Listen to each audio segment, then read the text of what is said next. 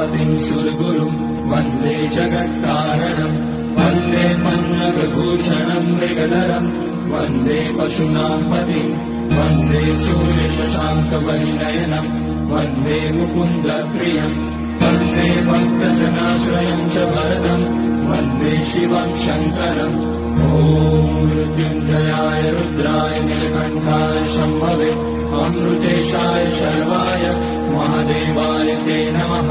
नमस्तेस्तु भगवन् विश्वेश्वराय महादेवाय त्र्यम्बकाय त्रिपुरान्तकाय त्रिकाग्निकालाय कालाग्निरुद्राय नीलकण्ठाय मृत्युञ्जयाय सर्वेश्वराय सदाशिवाय श्रीमान् महादेवाय नमः।